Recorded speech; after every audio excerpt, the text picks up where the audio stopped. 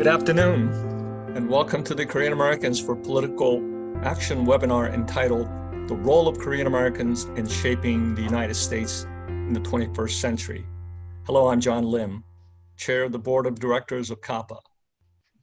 The mission of KAPA is to mobilize and converge Americans of Korean descent nationwide to form a critical mass of Korean Americans so that we can do something that we otherwise cannot do individually.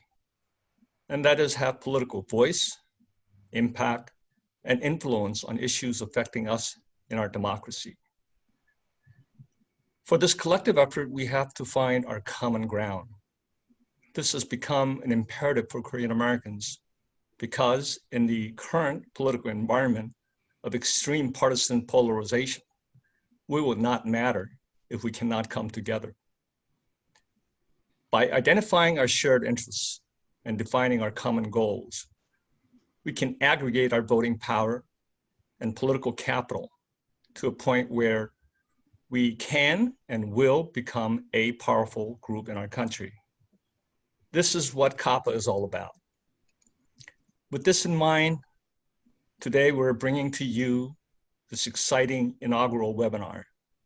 We're very pleased to present our country's leading Korean American experts to help us better understand our shared interests and common goals. They will also discuss what strategies we should deploy to most effectively advance our interests and goals. By the way, it's not too late to text your relatives and friends to tell them to join us now.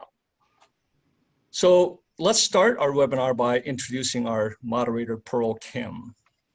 Pearl was a candidate for Congress during the 2018 midterm elections in Pennsylvania and currently serves on the board and works with GRACE, a national nonprofit group that conducts investigations of child abuse and other forms of abuse within churches and other religious organizations.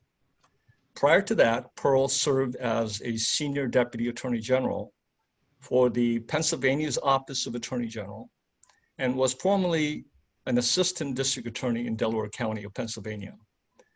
There, she was chief of human trafficking unit and special victims and domestic violence division. She is also one of our newest KAPA advisory board members, and thank you for that. So thank you for joining us today, and I want to turn it over to Pearl. Pearl? Thank you, John, for that introduction. I'm delighted to be here on behalf of Korean Americans for Political Action in discussing the role of Korean Americans in shaping the United States in the 21st century.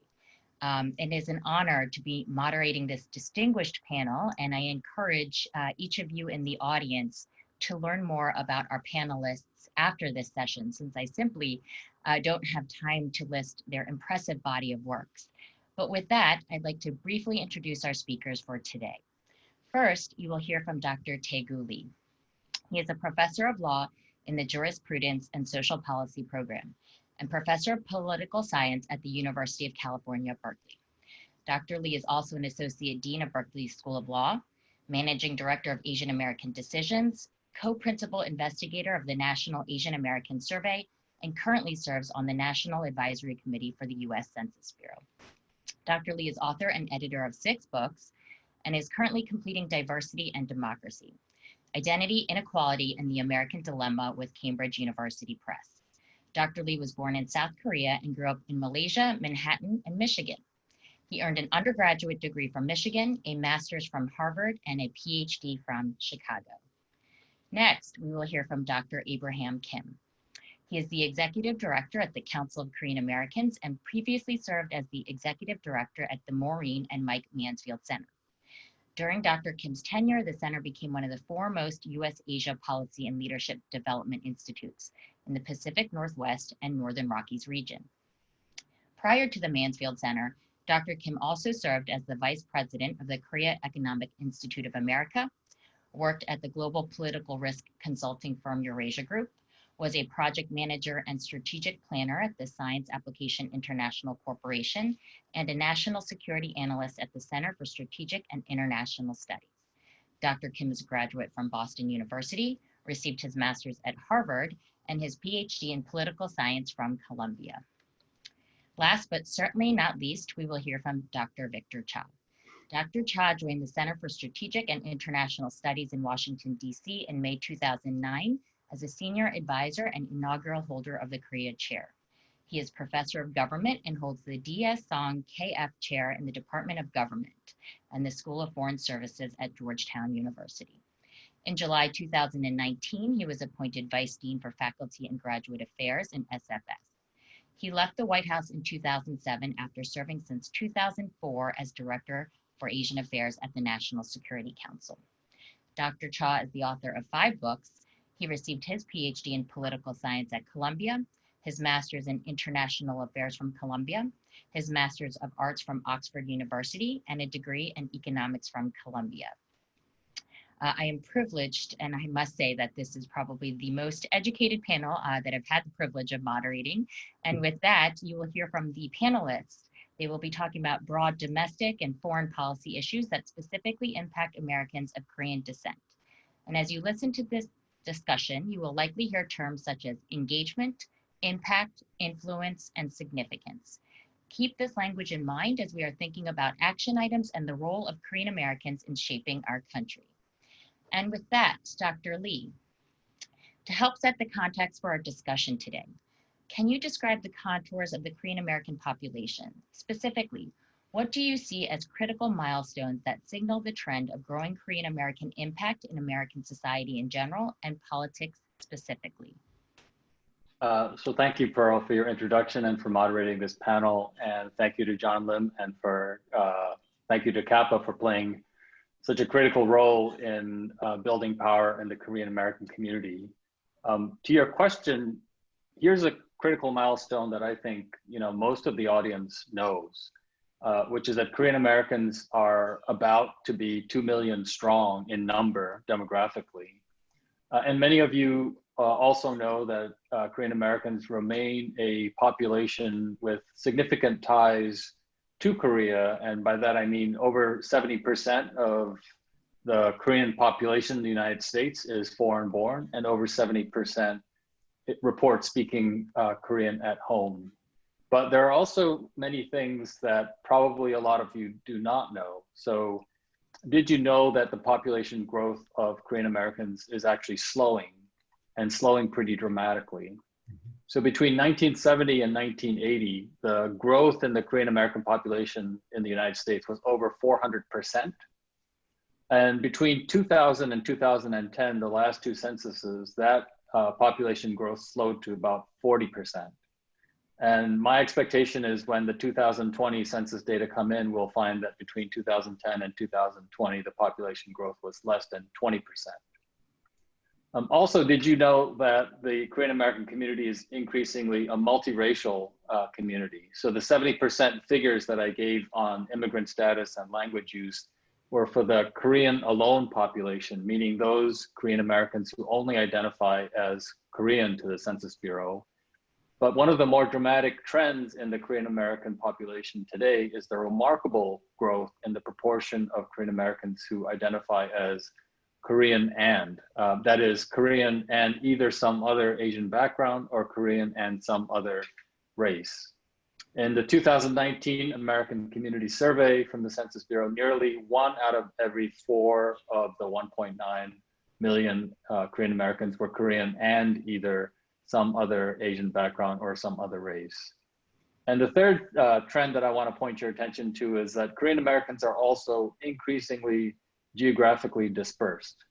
While it remains true that over 40% of the Korean American population is found in just 3 states, California, New York, and New Jersey, the most dramatic growth in the Korean population, between 60 and 100% over a 10-year time period, is happening all over other states in the country, states like Alabama, Nevada, Georgia, Arizona, Utah, North Carolina, and so on. These trends are really important in several ways in terms of the impact of Korean Americans in American society.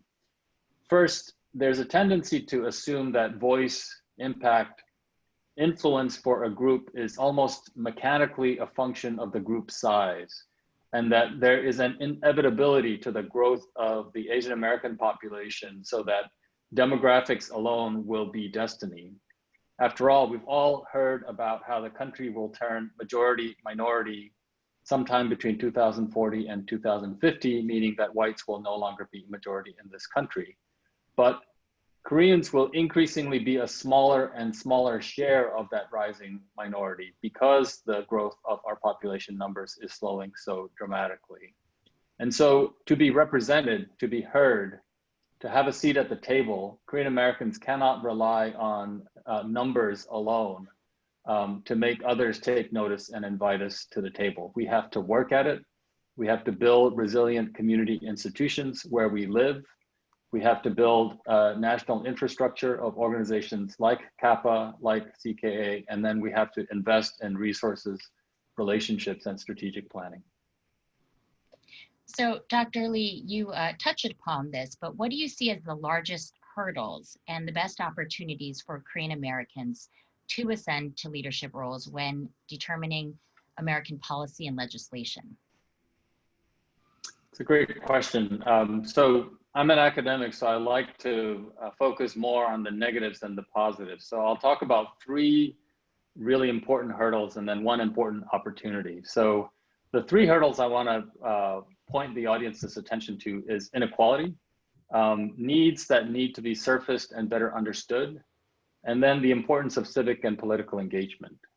On inequality, the issue is both inequality of Korean Americans compared to other groups and inequality within the Korean American community. So Korean Americans are far more highly educated than the national average, but they earn only slightly higher than the national average in terms of median household income. So what this means is that at every step in educational attainment, Korean Americans are making less than the national average. So that's inequality compared to other groups. At the same time, there's also significant income inequality within the Korean American community, as measured by statistics like the Gini coefficient, or even just the significant numbers of Korean Americans living below the poverty level, especially among our elderly. Nearly 1 out of every 5 Korean Americans 65 and older live in poverty. So inequality is a serious issue. The second is serious needs facing our community that still haven't fully come to light. And let me just, for an example, take healthcare. Studies have shown that without the Affordable Care Act, about 30%, which is nearly 1 out of every 3 Korean Americans, would not have healthcare insurance. And then on actual health and mental health, Korean Americans are more likely than other Asians in America to report that their health is only fair or poor, to report high rates of alcohol abuse and high rates of psychological distress. And then finally, on civic and political engagement, Korean Americans across the board are significantly less likely to be active than other Asians in America, whether it is donating money, attending rallies and marches, volunteering for a campaign, engaging in protest politics. Korean Americans fairly consistently under-participate. And maybe what is more sobering is that these participation gaps are especially large among the youngest Korean Americans, 18 to 35. Then there's also the other side of the coin here, which is that Korean Americans are also significantly less likely to be asked to participate by candidates, campaigns, and parties compared to other Asian groups in America. So those are the significant challenge. And I would just say, what is true about winning the lottery is also true about politics. You have to play to win, and too many Korean Americans are not playing. In terms of opportunities, I think potentially the greatest untapped resource that I see in the research I've done over the years is that Korean Americans, far more than other Asian groups and far more than most other groups in America, feel a strong sense of common cause with one another. The way researchers like me study this is by asking about what we call a sense of linked fate. So do you think what happens generally to other Korean Americans affects what happens in your life? Do you think what happens generally to other Asian Americans affects what happens in your life? And roughly 2/3 of Korean Americans agree with both of these statements. And that's a much higher level than you find for other Asian groups, and also higher than you find for white and Latino Americans. But of course, the same thing that I said earlier about how demography is not destiny also applies to something like linked fate.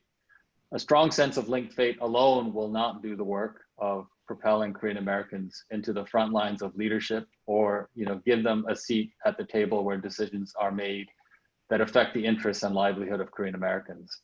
That again requires resources, planning, infrastructure, organizing. If I could just close, the abolitionist Frederick Douglass is famous for having said, power concedes nothing without a demand. These words, I think, are really hard to hear and own and act on if you grow up as a Korean American. But in my view, they're absolutely vital if Korean Americans are going to build power as a community in the United States. Thank you, Dr. Lee. Dr. Kim, can we explore this issue regarding inequality? So Korean Americans are challenged with being part of the diversity paradigm, where race, ethnicity, gender, sexual preference, disabilities have all been included. And Korean Americans seem further buried within the race and ethnicity categories. So how do Korean Americans advocate for issues that they're either left out or marginalized? And how do Korean Americans manage allyship? Well, thank you for that question. And also thank you to KAPA for this wonderful panel. I think you're going to hear a lot of similar ideas echoing across this panel, because I think we're all in agreement that that right now it's an important opportunity for the Korean American community to get involved. And I think that the issue related to your question of how to address marginalization is, for me, the same thing that really echoing what Dr. Lee had said, is that we got to speak out, we got to get involved, and we got to invest as a community. And so to speak out, we've got to do a better job in not only speaking out and addressing issues and framing issues and informing people about the issues that Taegu just mentioned in terms of the inequality and the issues that are really challenging our community in terms of economics, in terms of race relations, in terms of politics. And we have to do a better job in also being able to speak to the media, being able to get our leaders to speak clearly, to articulate their ideas, and getting into opinion makers so that we are, as Korean American community, are framing the issues that are important to us. Because the problem is if we're not framing the issues that are important to us, someone else is for their interests. Mm-hmm. And so one is to speak out. Number two is to get involved. As I mentioned, I think not only running for office and being at the table and being represented and representing our community, but if obviously running for office is not for everyone, but to volunteer and support our political leaders that are representing the Korean American community. So getting involved and also contributing, investing in leaders, and these investments are long-term, not only financially, but also in terms of support and mobilizing leaders to support these leaders. Like, for example, tomorrow you'll be meeting 5 people that are running for the House, both on the R and D side. Depending on your political preferences, invest in these people, right? These are Korean Americans that are representing our community and will be representing it at the highest levels of government. And so we as a community need to do a better job in investing financially, our time and our efforts to get more of these leaders to be at the table. And so, and finally, I think to your question of allyship, we need to invest in relationships, not just building up our community, but building up our community's relationship with other communities. And I think Taegu brings out a very important point about the demographics of the Korean Americans. Over time, although we are currently the 5th largest Asian American group within the AAPI community, over time that we will get smaller and smaller due to immigration and other demographic trends. And in that, over time, the Korean American community as numbers will be diminishing. And so now is the time to invest in relationships, allying with African American community, Hispanic American community, and other Asian American communities, finding common cause, investing in those relationships, investing in those communities. And also, we are, as a community, are beneficiaries of other, the hard work of other communities. For example, the African American community and all the sacrifice and the efforts of the civil rights movement, which eventually helped the Asian American opening up immigration for for more Asians to come to the United States in 1965. And so our fates, our history, our lineage in many ways are tied together. And so we need to build and invest now in those relationships with other communities. And as 1.5 second generation, I think that's really one of the major tasks for us ahead for our leaders. And Dr. Kim, just a follow-up question, because oftentimes you'll see minority groups that might get pitted against each other. So what must Korean Americans do to become part of the solution that includes a real positive outcome for Korean Americans without alienating everyone else? I mean, I'm going to harp on a similar point, which is involvement. We have to get involved. We have to be involved in the conversation. And as Taegu mentioned in all the data, Korean Americans are falling behind even other Asian American groups in terms of involvement in leadership, in volunteering, and supporting.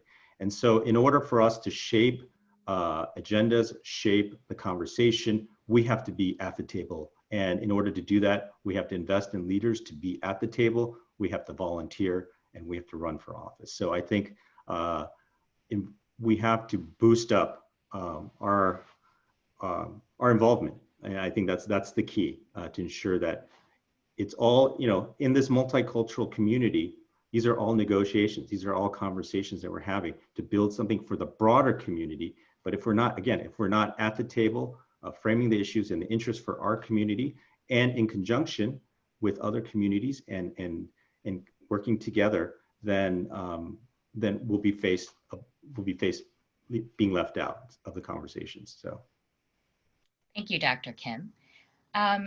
Switching gears, let's turn towards foreign policy. So, Dr. Cha, as you are well aware, the history of U.S.-Korea relations has been fraught with decisions that have had tragic consequences for Korea, which have also touched and been acutely felt by Americans of Korean descent. There is a growing desire for Korean Americans to play a more significant role in the shaping of U.S.-Korea relations.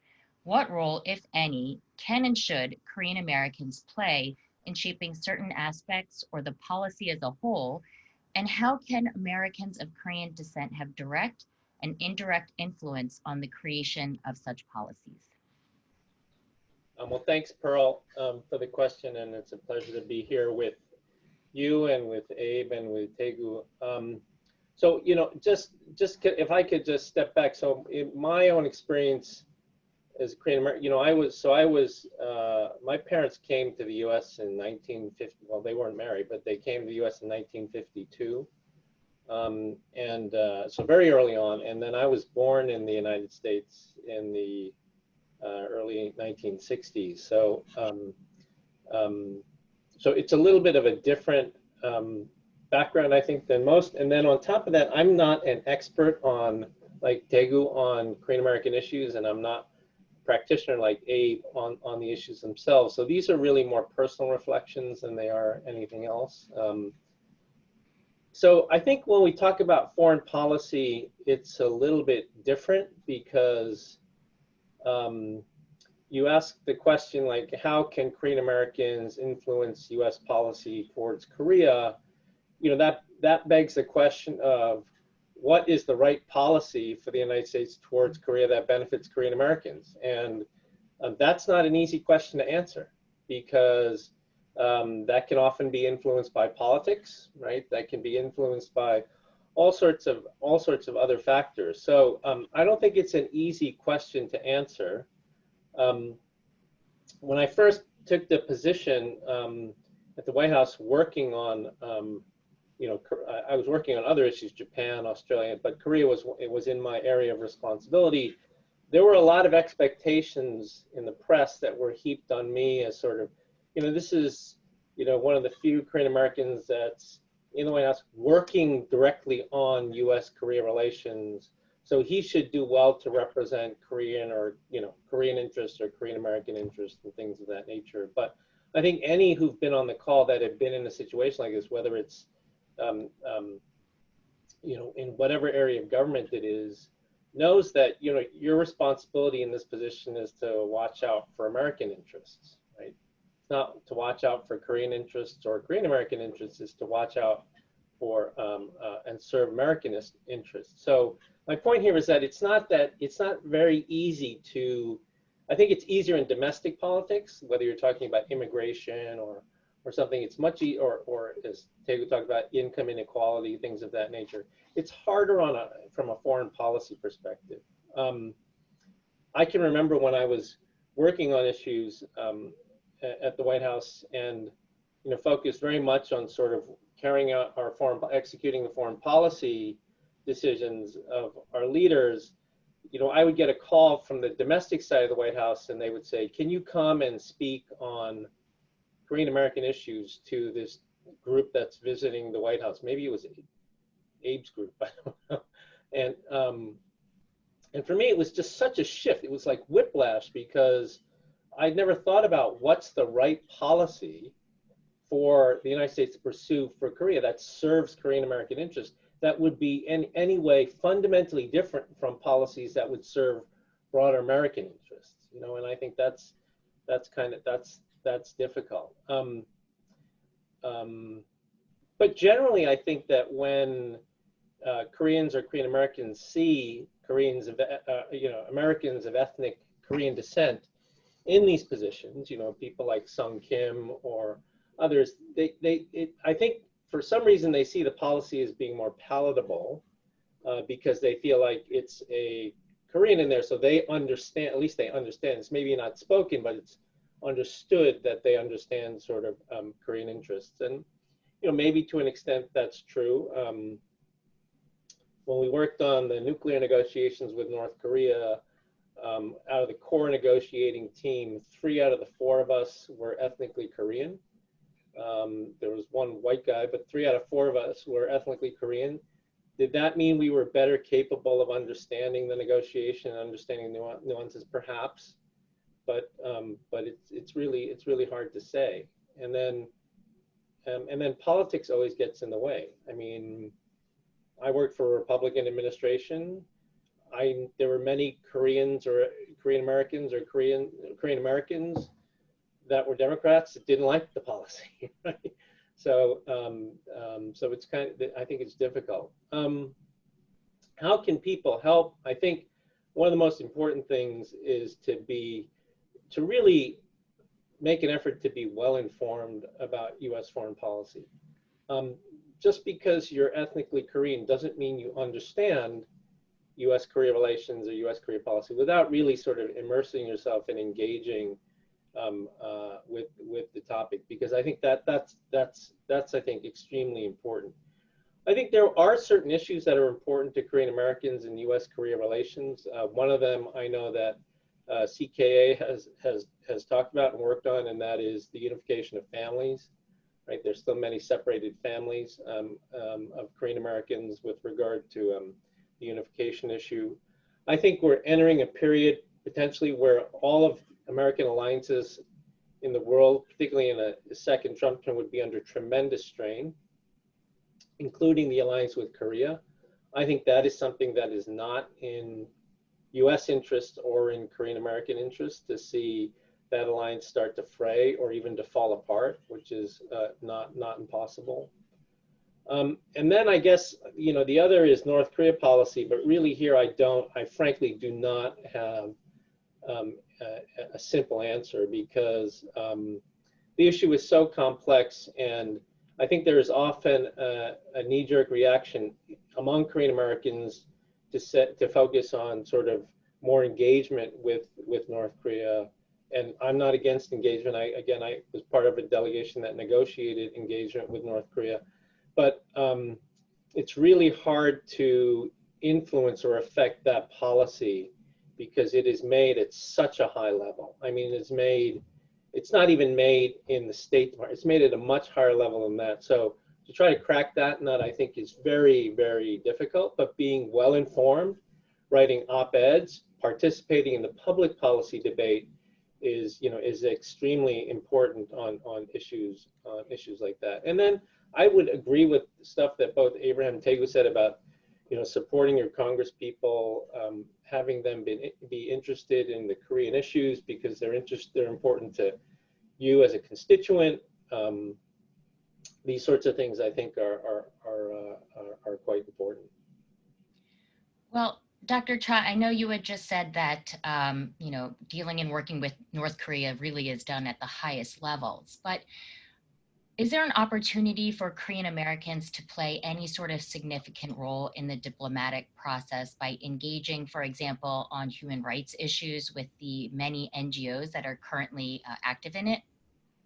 Yeah, that's a great question, and that's a great the point that you made in the question, which is, you know, there are certain areas where we have seen a lot of activity by Korean Americans and young Korean Americans, for that matter. The North Korean human rights movement is one of them.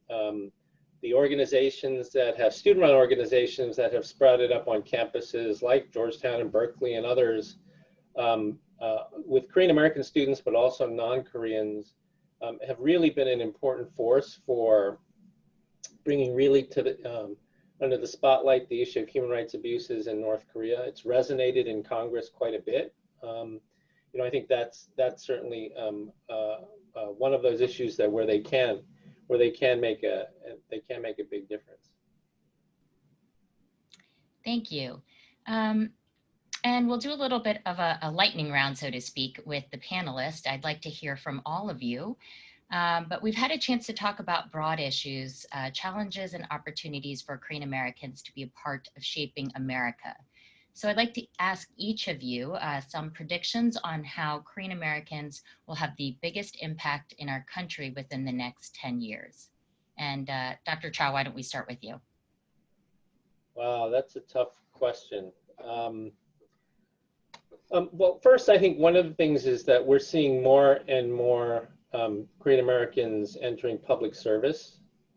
I think that's very important. It's not sort of your typical path for many Korean Americans. It's particularly highly educated Korean Americans. They prefer to do other things, much more professional, you know, pre-professional, whether it's, you know, lawyer, doctor, whatever it might be. But public service is so important. I try to tell every student that I teach that at some point in their life they need to engage in public service, and it's particularly the case, I think, for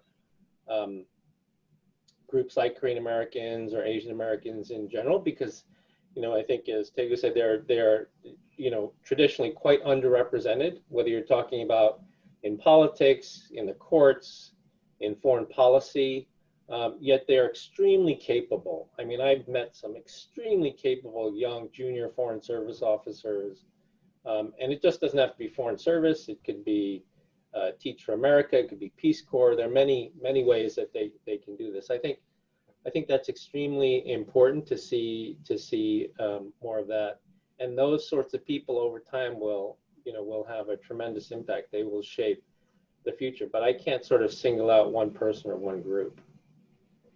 No, thank you. I appreciate that. I think even for myself, and I'm sure folks in the audience, becoming a special victims government attorney was not really in the prospects of my parents. And probably like many, I was supposed to be a doctor, but I took a different career path. Dr. Kim, do you have any thoughts?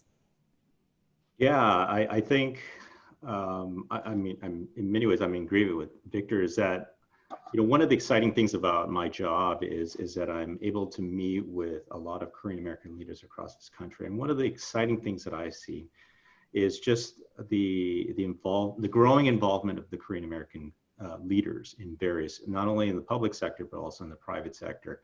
You know, we have 5 ethnic Korean Americans that are running for the House.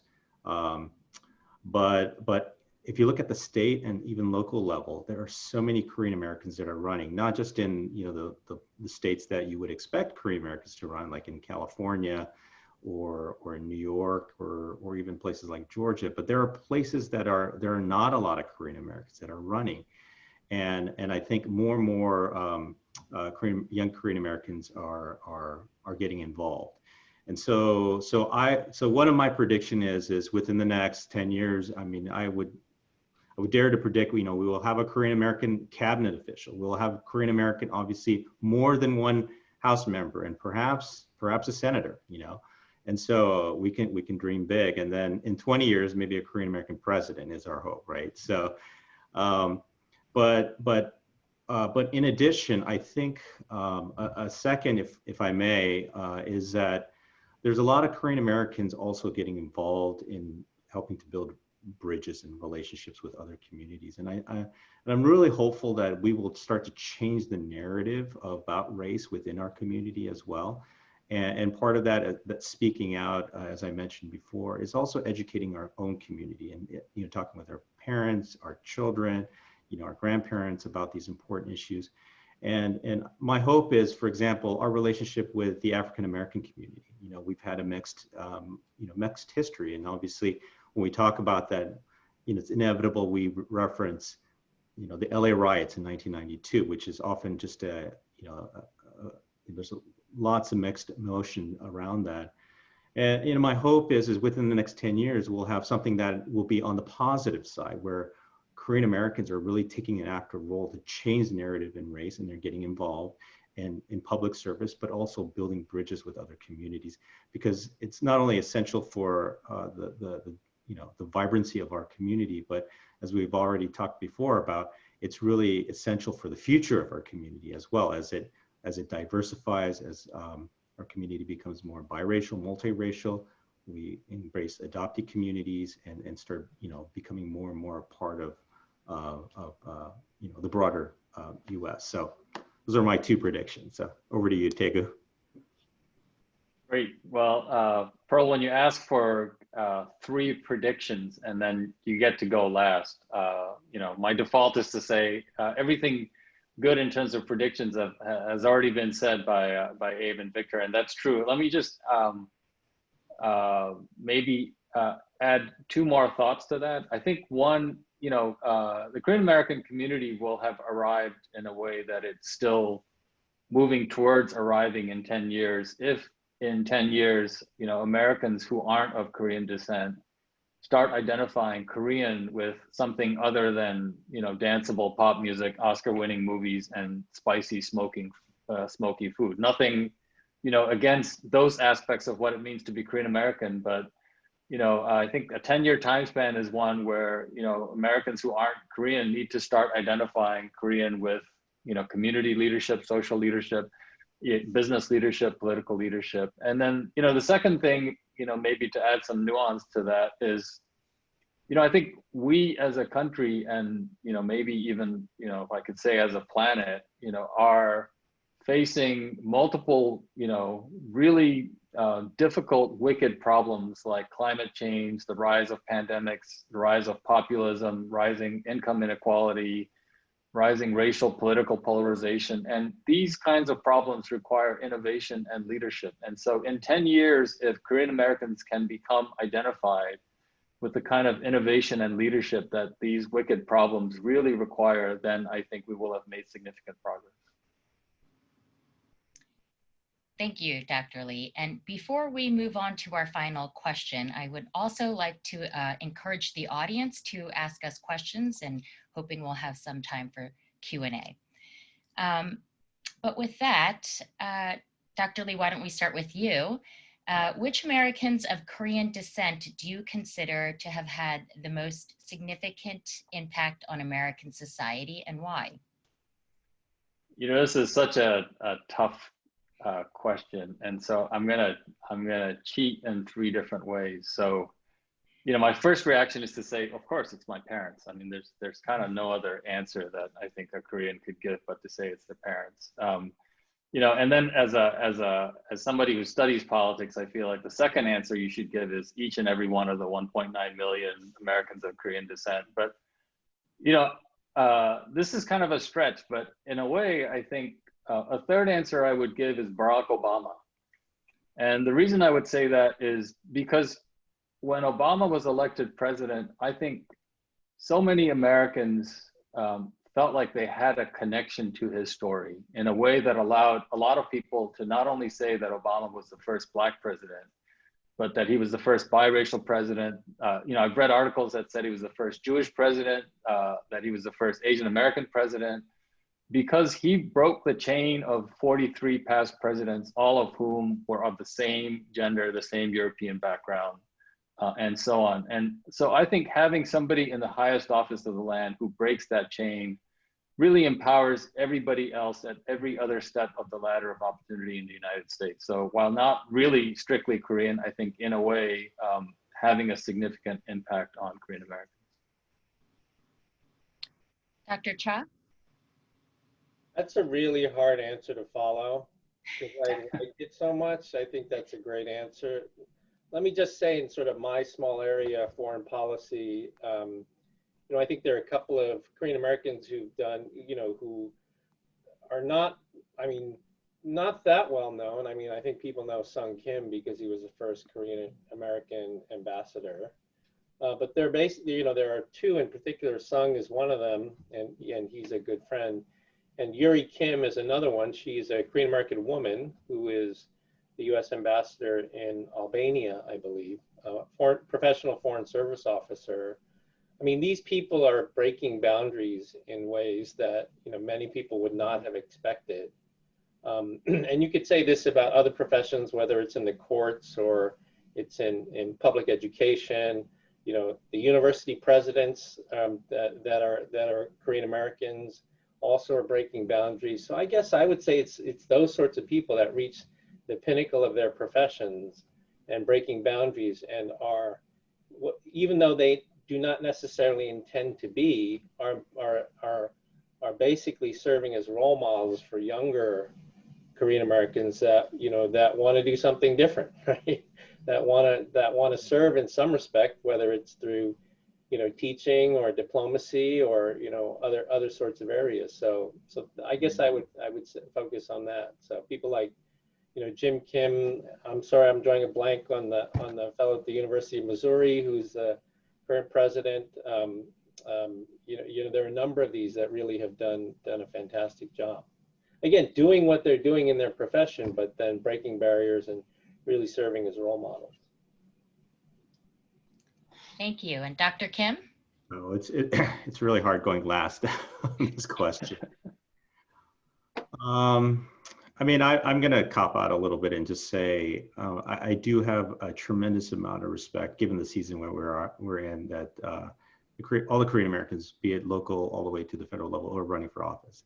Running for office, as you know, Pearl, is not easy, and it is a day in, day out job, and with no guarantees. And so having, you know, many friends who have been running for offices, and my hat is off to you, because you're all pioneers, right? And so I've utmost deep respect, and you know, the trailblazers, right, are blazing a trail. And so that's what I would say as my cop-out answer. No, and I'll just share a personal story on that note. I remember my decision when I wanted to run and how I was going to share this with my parents, and I was extremely nervous because I can only imagine, you know, they worked so hard to get here, not for me to take these tremendous risks in my career, so to speak. And when I said to my father, "What do you think about me running for U.S. Congress?"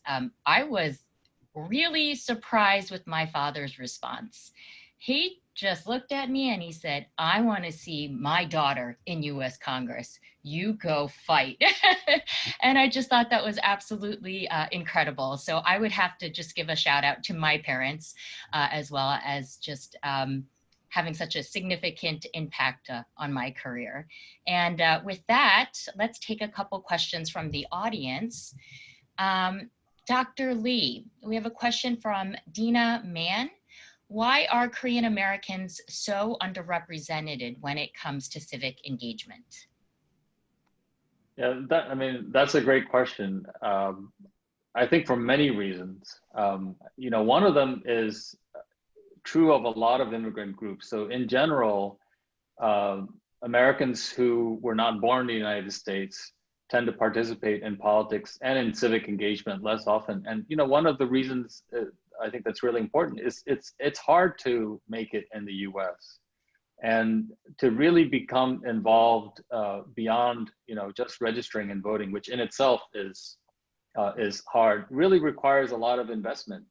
of time and energy and resources. And it is easy to see why for a lot of Korean Americans, they don't see the payoff on the other side of getting civically engaged and getting politically engaged. And that's why I think organizations like KAPA and CKA are so important, to have that kind of organizational infrastructure in place to try to make the case to Korean Americans about the importance and the value of becoming civically and politically engaged. The other, I think, really important part of the answer is that one of the most reliable ways of getting somebody involved in politics is to ask them to be involved in politics. And so the data from the report that I wrote for CKA, which shows that even compared to other Asian American groups who tend to be less likely to get asked to be involved in politics, Korean Americans are about 10 percentage points less likely to get asked to become involved in politics. I think that is on, candidates and campaigns and political parties. It's on them to really accept and to really see Korean Americans as full partners in American democracy, and to take it on themselves to really seek out and to do outreach with communities like Korean Americans. Thank you. This question is for Dr. Kim from Myeongsu. How is the Korean American community compared to other minority groups, particularly the Jewish community, in terms of what we would like to achieve? Well, compared to the Jewish community, I mean, well, let's just start by saying that the Korean American community, in terms of its active civic engagement, is still relatively young. There's not, and quite honestly, I think the LA riots just demonstrated what happens when a community has no friends, no representation, no voice, and no ability to have an influence in the broader U.S. community. And so I think the LA riots was an awakening moment, that the importance for the Korean American community to get involved in politics, get involved in civic engagement in other areas. And we did see that. And numerous numbers of regional organizations and other kinds of organizations emerged as a result of the 1992 event.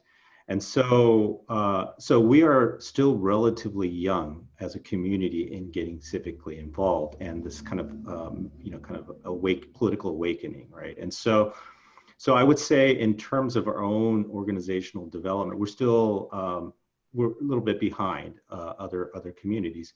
And you referenced the Jewish American community. I mean, Jewish American community, quite honestly, is in many ways the gold standard for a lot of ethnic and racial groups, because organizations like APAC or AJC or the Anti-Defamation League, these are all not only well-funded, but well-supported organizations that are doing tremendous, great work, but they also mobilize a lot of resources, a lot of respect, and a lot of quite frankly, a lot of fear too. So like at an APAC conference, you would have literally every congressman and every senator coming by saying hello. And so that kind of political, force is something to, certainly to envy. But I think the Jewish American community has a certain history, long history, and unique things about their community that help them mobilize something like that. And they have the issue related to the existential, threats to Israel as well as a kind of a mobilizing issue. And so, but the Korean American community, we don't necessarily have that kind of one issue that cuts across all kinds of interest and perhaps one issue may be our common immigration experience, the struggles, our parents coming here, that first generation, sacrifices and so forth. But so back to your question, I think one is it takes time is one. Number two, it takes an awakening. Number three, it takes what we had already discussed in this webinar, is that people have to, it's not just a greater awareness, but we have to speak up, we have to get involved, and we have to invest. And those are the important elements in order for our organization to really move forward and be actively engaged in the political process and to be able to shape the policy discourse of this country. So, Earl, can I just say, can I just say something on this particular issue, just based on what Abe said? And I admit here I'm treading into an area that's really Tegu's. It's not, and it's not mine. But on this point about mobilization of the community, this could be blasphemous to say, but I feel like one of the reasons why there hasn't been that sort of organization and national mobilization is that as a group, the Korean American community has had it pretty good. Usually it takes some sort of issue that really threatens the very existence of a group for them really to mobilize across income levels, across education levels, across all these sorts of things. And the LA riots did that in a sense, and that's why we saw more mobilization after that. And other communities have had that happen to them. But the Korean American community, like if there were a piece of legislation or something that was really hitting at the heart of Korean Americans, I think you'd see a lot of mobilization. So this is not to sharing apathy, but it is a manifestation of, relatively speaking, an American experience for Koreans that has been fairly good compared to most. Now, of course, there are many Koreans that are not benefiting from that. I understand that, but that might be one. The second thing I want to say, shifting to foreign policy, is that I think there's one thing that would mobilize a lot of the Korean American community, and that would be if somehow there were the chance of conflict on the Korean Peninsula again. Right? I mean, I think that's one thing that nobody wants to see. And you never know, US policy can sometimes get screwed up enough that things like that could come onto the radar screen, as they did in 2017, where, as Abe and others know, we're talking about participation. I did not participate, right? I spoke out against the idea of a military strike on North Korea, and was relieved of my opportunity to serve in the government, in this government again. So I think, so my point here more broadly is that there is some issue or issues in the future that will drive organization in a way that hasn't happened yet. I don't know how Tegu or Dave feel about that. Yeah, Dr. Lee, if you want to just comment on that, it kind of follows up this next question from Peter Hamilton as well, in regards what are some tangible things that young Korean Americans can do to work towards the goals that you have mentioned, and mobilization and so forth? Well, I don't have that much disagreement with what Victor said, so let me just take the question on its own. I think one thing that's really that'll be really interesting to see in a lot of the polling work that I'm doing for the 2020 election is the extent to which these sort of twin kind of once in a generation events that we've confronted since the spring, the pandemic and the movement for Black Lives will, even though they're not Korean issues per se, and they don't directly impact the Korean American community, whether they will do some of the kind of eventful work that Victor is talking about, especially with respect to younger Korean Americans. I recently just finished a survey of Asian Americans between ages 18 and 34 to sort of see where the Asian American youth vote is likely to shake out for the 2020 election. And one of the most striking findings from that survey for me was that unlike what you see covered in a lot of the media coverage of the 2020 elections, for young Asian American voters, the 2020 election isn't about Donald Trump. It's not about candidates. It's not about voting somebody in and voting somebody out. It's about the issues.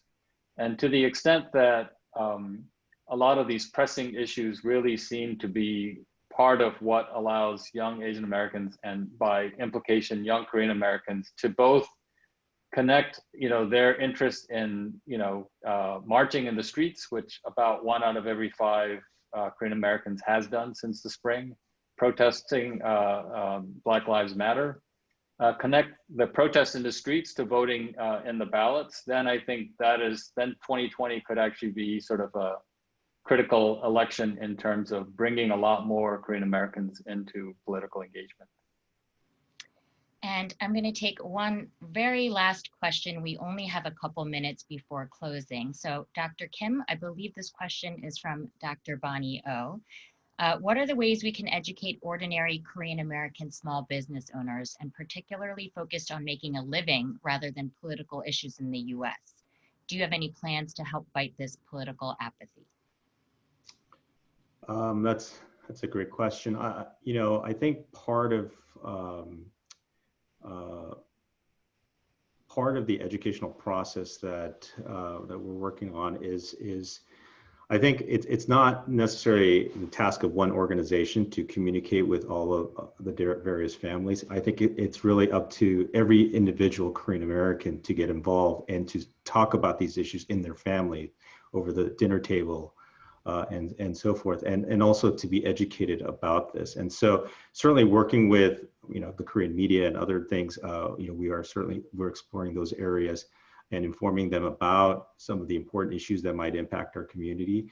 But I think really what will ultimately be persuasive will be those personal relationships, those contacts, those conversations you're having with, mom and dad, or, grandma, grandpa, or your kids. And certainly my family, we do that as well. And then I would say kind of in a more broader sense, and this is like linked to what Taegu referenced before, is I think one of the important things that our community lacks right now is a lot of data. And one of the things that we're trying to do is to bring forward how our community really, what its current state is in terms of its socioeconomic situation, political, facing racism and other things like that. And Taegu, Dr. Lee has been working on this important report for us, and we will certainly be distributing it relatively soon. But I think part of this conversation as well is that we have to get it beyond the anecdotes, and we have to get it rooted in data, and to be able to speak about these things in something that's based in facts. And so I think some of these surprises will come out as a result of this, and to be able to share to families that if you're not involved, if you don't get involved in the census, these unfortunately negative things will be perpetuated for the next 10 years. And so those are some of the things that we're working on right now. Thank you, Dr. Kim. And I just want to thank all the panelists for participating today. I want to leave the audience with this. Americans of Korean descent have increasing opportunities to make a difference and to participate in leading America to a better future. We must not squander these opportunities by focusing on differences, but instead focusing on common goals so that we can continue to have an impact disproportionate to our size in politics, culture, business, policy, and legislation. Not only to benefit Korean Americans, but America as a whole in the 21st century and beyond. And before we close, I'd like to just thank John Lim, the chair of the board of KAPA, the board members of KAPA, in particular, Suki Kang and General Counsel Andy Kim. Thank you to the Council of Korean Americans for their technical assistance, and Gimga Group for their design assistance. This webinar was made possible in part by the generous support of HMART, Scott Yang, Paul Lee, David K. Kim, and the membership of KAPA. Please tune in tomorrow at the same time for KAPA's webinar, where you will get to meet the 5 congressional candidates of Korean descent. Go to the website to register using a separate Zoom link. And on behalf of KAPA, thank you again for joining this webinar.